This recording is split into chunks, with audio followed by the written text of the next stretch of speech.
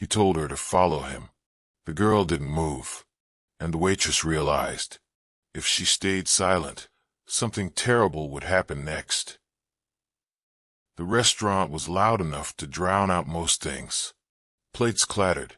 Children laughed. Orders were called over each other. That's why almost no one noticed when Lyndon Mulvey stepped away from her table. She wasn't running. She wasn't acting out. She just stood near the counter, hands tucked into her sleeves, trying to breathe through the noise. To most people, she looked like an unattended child. To Shara Knox, she looked like someone trying not to disappear. That was when the manager approached her. His voice was calm. His words sounded reasonable, and the direction he pointed, to a hallway near the restrooms, was just far enough out of sight to matter. From another table, Donald Mulvey watched without realizing yet that the next few seconds would show him exactly how power works when no one is paying attention, and whether anyone in that room would choose to stop it. Because once the girl froze, and the waitress stepped forward, there was no version of this night where everyone walked away unchanged. Stories like this don't survive on algorithms. They survive on people who care. If this story means something to you, subscribe so stories like this don't disappear. And if you'd like to, tell us where you're watching from in the comments. We read them. The dinner rush hit like a wave, voices layered over clattering plates, the hiss of the fryer, children crying, silverware scraping porcelain. The fast-casual restaurant in Boulder was packed wall to wall, every booth filled, every table claimed. Servers moved like dancers through the narrow aisles, trays balanced, smiles worn thin. Lyndon Mulvey sat alone at a corner table, her small frame nearly swallowed by the vinyl booth. Her father had stepped outside to take a call. She watched the chaos around her. Too much noise, too many faces, too much movement. Her chest tightened. She slid out of the booth and walked toward the counter, not running, not crying, just standing, trying to breathe. She didn't know she wasn't supposed to be there. Manager Ethan Calder noticed her immediately. He was tall, clean-shaven, the kind of man who spoke in policy and procedure. He approached with measured steps, his voice calm but firm. "Sweetheart, you can't stand here. It's not safe during the rush." Lyndon looked up at him, her brown eyes wide. She didn't respond. "I'm going to need you to wait in the hallway near the restrooms until your parent comes back, okay?" Her hands began to shake. Not dramatically, just a small tremor that started in her fingers and spread up her wrists. She didn't cry. She didn't speak. She just froze. Not all harm arrives shouting. Ethan leaned down slightly, his tone still even. "Come on now. Let's go." He gestured toward the narrow hallway that led to the bathrooms, dim lighting, out of sight from the dining room. Lyndon's breathing quickened. Her feet didn't move. Across the restaurant, Shara Knox was clearing a table when she glanced up. She saw the child first, the rigid posture, the trembling hands, the look of someone whose body had stopped obeying them. Then she saw the manager, calm and insistent, waiting for compliance. Shara's stomach dropped. Moments like this happen every day. Most people notice them for a second, then keep eating. But once you've seen it, walking away means choosing not to care what happens next. She set down the tray. Her pulse hammered in her ears. She knew what stepping forward could cost her. One wrong word, one misjudgment, and she'd be out of a job by the end of her shift. But if she was right, if her instincts were screaming for a reason, then staying silent might cost something far worse. Shara steps forward knowing one thing. If she's wrong, she loses her job. If she's right, the cost may be far worse. She moved toward the counter. Shara Knox didn't run. She didn't shout. She simply walked across the dining room floor and stepped between Ethan Calder and the trembling child, her body forming a quiet barrier. She's staying right here, Shara said. Her voice was low, steady, but it carried weight. Ethan straightened, his expression shifting from patient to annoyed. Excuse me. She doesn't need to go anywhere, Shara repeated. She can wait right here where everyone can see her. Ethan's jaw tightened. He glanced around the restaurant. Customers were starting to notice. He lowered his voice, but the edge in it sharpened. Shara, this is a safety issue. Employees can't have unaccompanied minors standing in service areas during peak hours. It's policy. Then I'll stand with her until her parent comes back. That's not your call to make. He gestured toward the kitchen. You're interfering with operational protocol. I need you to step aside and let me handle this. Shara didn't move. Authority is most dangerous when it sounds reasonable. Ethan's tone grew colder. I'm not asking. Around them, the restaurant continued its chaotic hum. Other servers glanced over, then quickly looked away. No one wanted to be involved. No one wanted to be seen taking sides. The unspoken rule in any workplace was simple. Don't make waves. Don't challenge management. Don't risk your paycheck over something that isn't your problem. But Lyndon Mulvey's small hand reached out and gripped the edge of Shara's apron. The child's fingers curled into the fabric, holding on like it was the only solid thing in the room. Shara felt the grip. She didn't look down. She kept her eyes on Ethan. I'm not moving, she said quietly. Ethan exhaled through his nose, his face reddening. Fine, but you need to understand, this is going on record. You're refusing a direct instruction from management. That's insubordination. Then write it down. Ethan turned sharply and walked toward the back office, his shoulders rigid. Shara could already imagine the incident report being typed up, the words carefully chosen to frame her as difficult, unprofessional, a liability. Across the dining room, at a booth near the window, a man sat alone. He hadn't touched his coffee. His eyes were locked on the scene unfolding near the counter. His face was unreadable, but his hands were clenched on the table. Donald Mulvey had been watching the entire time. Ethan files an incident report first, and that changes everything. By the next shift, the incident had been sanitized into corporate language. HR called it a miscommunication between staff and management during a high-stress service period. The email went out to the entire team, framed as a learning opportunity about following chain of command protocols. Shara Knox received a written warning. The document cited insubordination, failure to comply with managerial directives, and creating a disruption in customer-facing areas. It would remain in her file for 12 months. One more infraction, and termination would be automatic.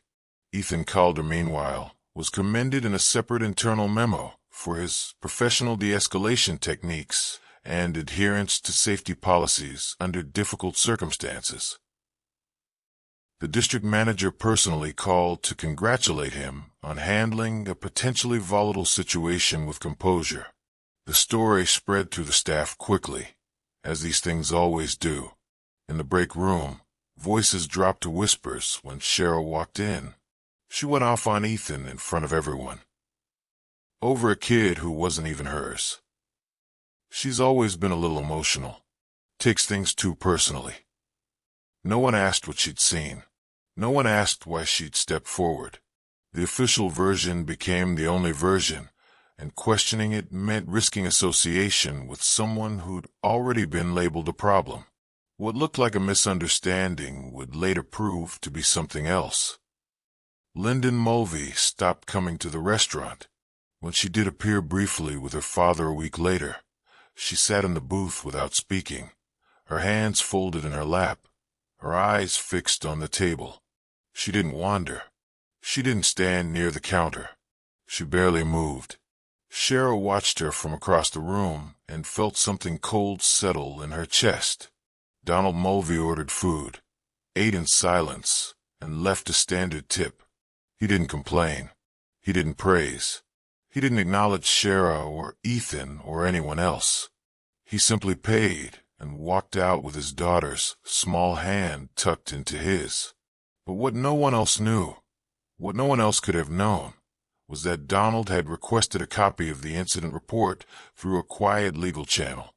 He'd read it carefully, every word, every detail, and one line in particular stood out. Manager attempted to redirect minor to a safe waiting area. Employee intervened without cause, creating confusion and distress for the child. Donald read that line 3 times, because that wasn't what he'd witnessed. One detail in the report doesn't match what Donald personally witnessed. Shara's schedule changed without explanation. Where she'd once worked 5 shifts a week, she was now down to 3. Then 2. The hours were scattered. Tuesday lunch, Saturday breakfast, times when the restaurant was slow and tips were thin. No one said it was punishment. No one had to. During a cigarette break behind the building, an older server named Rita leaned against the dumpster and spoke without looking at Shara directly. "You're not the first, you know." Shara turned. "First what?" "To notice something off about Ethan." Rita took a long drag. "There was a girl last year, Mackenzie. She said something to corporate about how he talked to the kids, who came in alone. Next thing you know, her shifts dried up. She quit within a month." "What happened to her complaint?" Rita shrugged. "Nothing. It just disappeared, like it was never filed." Shara felt her stomach tighten. "How many others?" "3 that I know of. Maybe more." Rita stubbed out her cigarette. "But there's no record. No paper trail. Just people who don't work here anymore. Silence isn't empty. It's organized." Meanwhile, Donald Mulvey sat in his downtown office, surrounded by documents that shouldn't have been difficult to obtain. He'd made a single phone call, quiet, professional, requesting internal HR records from the restaurant's parent corporation. The kind of request that, coming from someone with his resources and legal standing, couldn't easily be refused. What he received was remarkable in what it didn't contain. 3 formal complaints about Ethan Calder over the past 18 months. But no resolutions, no disciplinary actions, no investigations, just notations that the matters had been addressed internally, followed by settlement payments to former employees with mandatory non-disclosure agreements attached. The complaints themselves had been scrubbed from the active system. There was no proof of abuse, only absence, only silence where there should have been accountability. Donald stared at the gaps in the timeline and understood exactly what he was looking at. This wasn't neglect. This was management. Shara Knox now faced an impossible choice.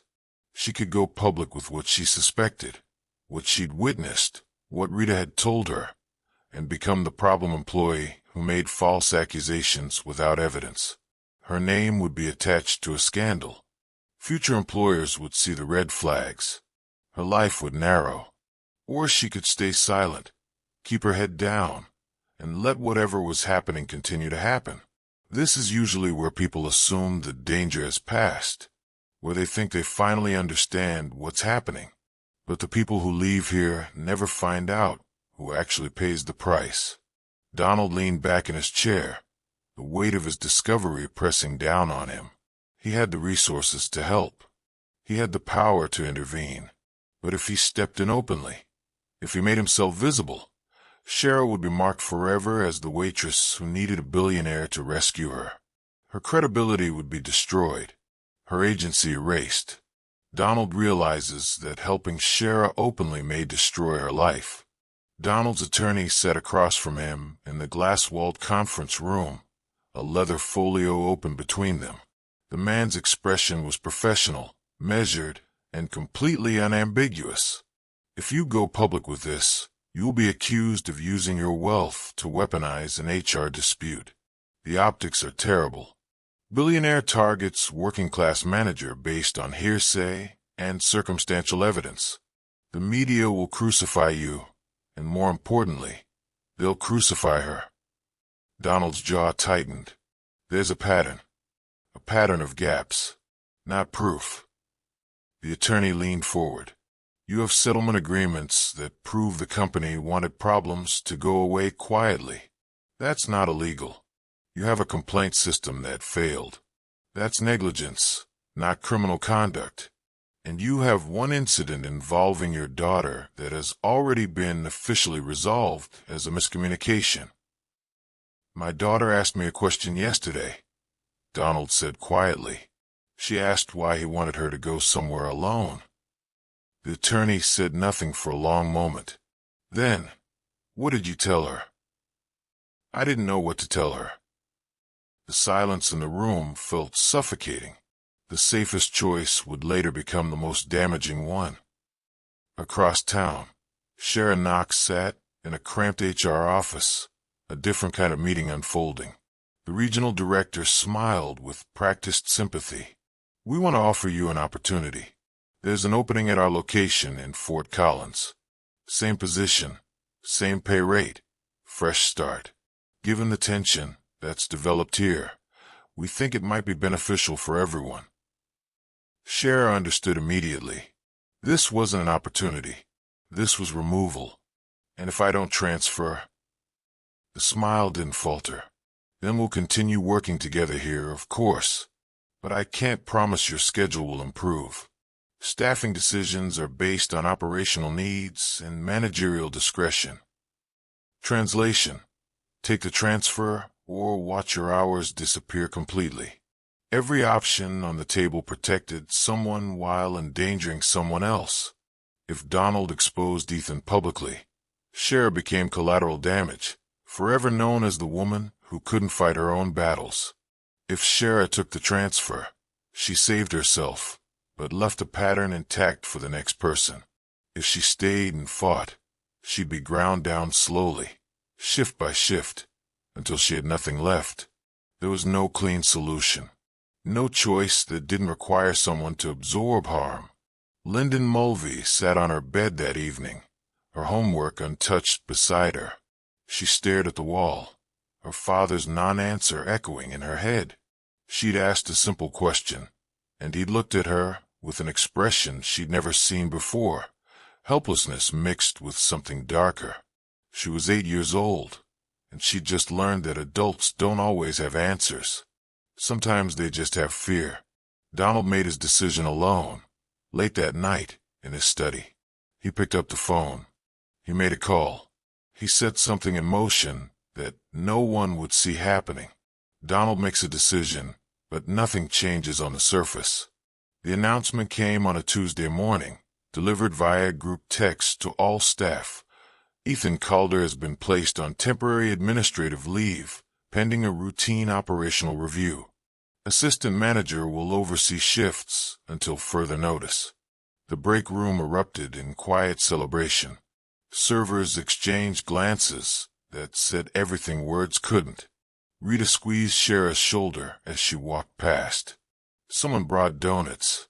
The atmosphere in the restaurant shifted immediately, lighter, easier, like a weight had been lifted from the building itself.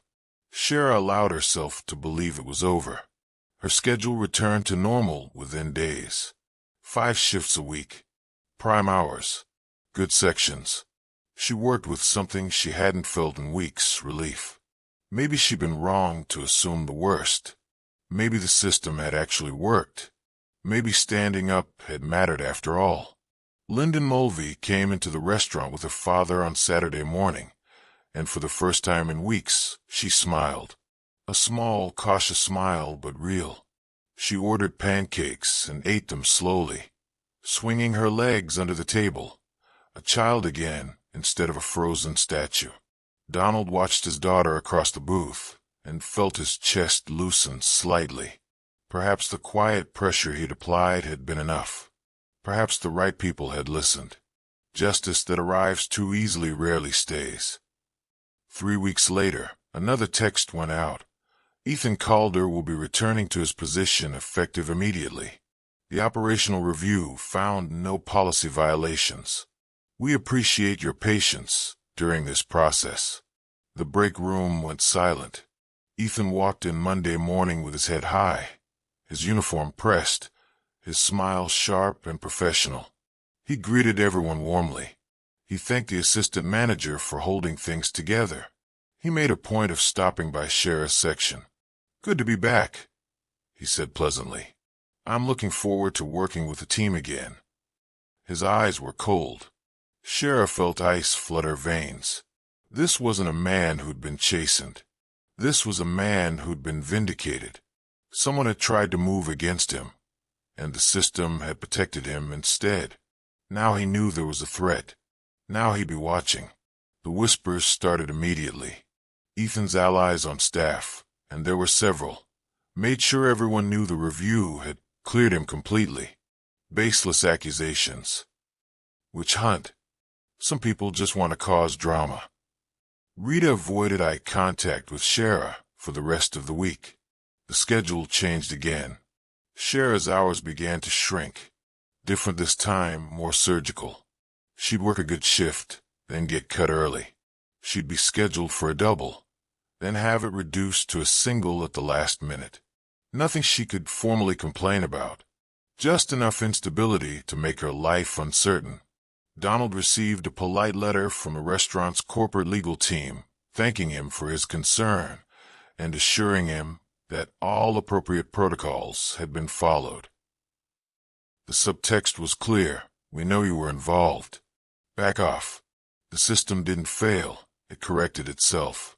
Donald Mulvey never walked into that restaurant with lawyers.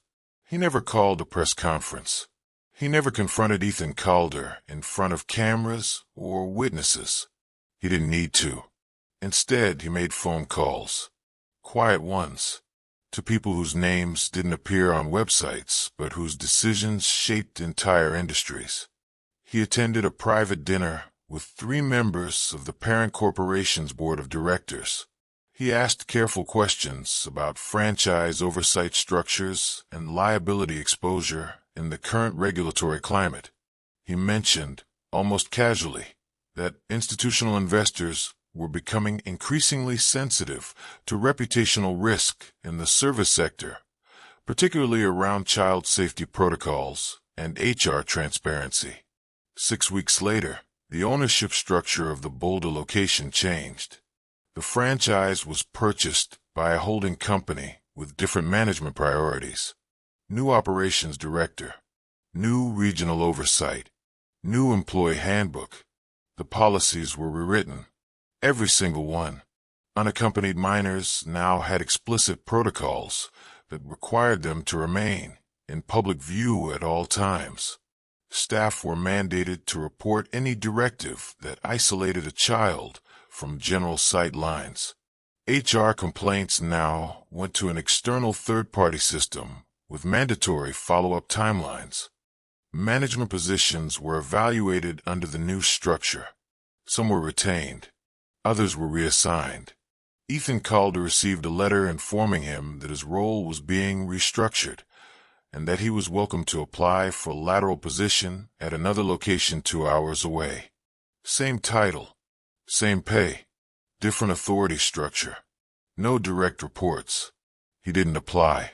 He resigned instead, citing personal reasons and career advancement opportunities elsewhere. There was no termination, no accusation, no public record of wrongdoing. Just a man who chose to leave when the environment no longer suited him. The staff noticed, but no announcement was made. No email explained what had happened or why. The new management simply arrived, implemented changes, and moved forward. Ethan's name stopped appearing on schedules. His office was cleaned out. Someone else's nameplate went on the door. Some victories make no sound. Shara Knox's schedule stabilized. Her hours returned. The whispers stopped. But no one ever told her what had happened behind the scenes. No one explained that the entire architecture of the restaurant's power structure had been quietly dismantled and rebuilt.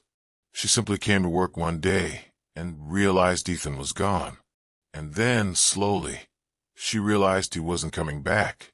Lyndon Mulvey ate pancakes at her usual table, her father across from her, and she didn't ask questions anymore.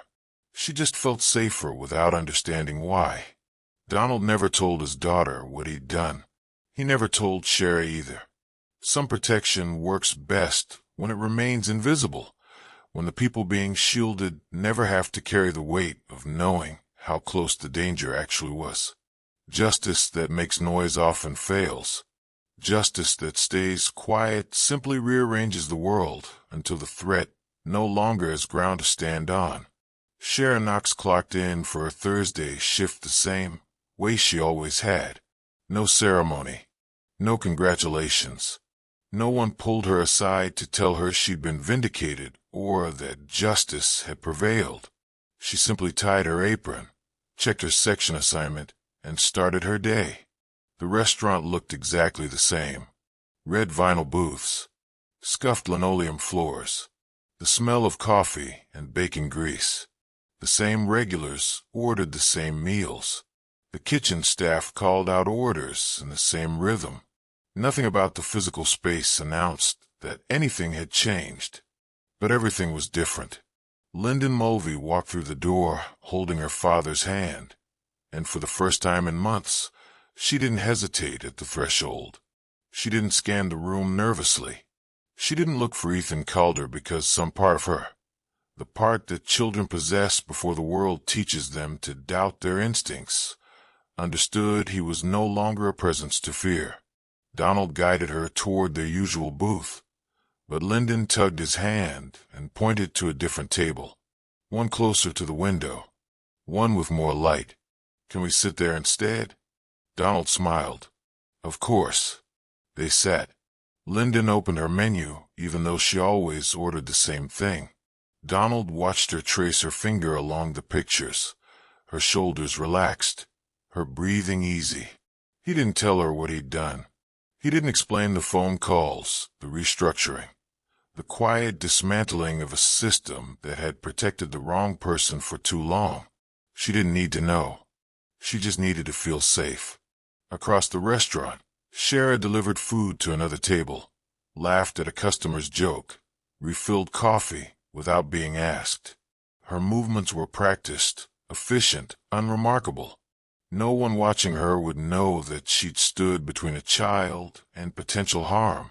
No one would know that she'd been punished for it, isolated, nearly driven out. She caught Donald's eye as she passed. He gave her a small nod. She returned it. That was all. Not every victory announces itself. Some simply prevent the next harm. Ethan Calder's name never came up in conversation. The new manager was competent, distant, focused on operations rather than control. Staff started staying longer. Turnover dropped. The break room felt less tense. These changes weren't celebrated. They were simply absorbed into the rhythm of daily work. The restaurant survived. Shara survived. Lyndon healed in the way children do when adults finally create the conditions for safety instead of just promising it. Donald continued to bring his daughter for breakfast on Saturdays. He tipped well. He never asked for recognition. He never explained his role. Power used quietly doesn't announce itself. It simply removes obstacles and allows life to continue without the weight of preventable harm. Stories like this don't survive on attention. They survive because some people stay long enough to carry them forward, and the ones who do never forget what they witnessed. Shara wiped down the table after they left, collecting the plates, the generous tip folded beneath the salt shaker. She pocketed the money and moved to the next table. Another shift, another day, another small choice to notice when something feels wrong and to step forward, even when it costs something. The world didn't change that day. Just one corner of it. Just enough.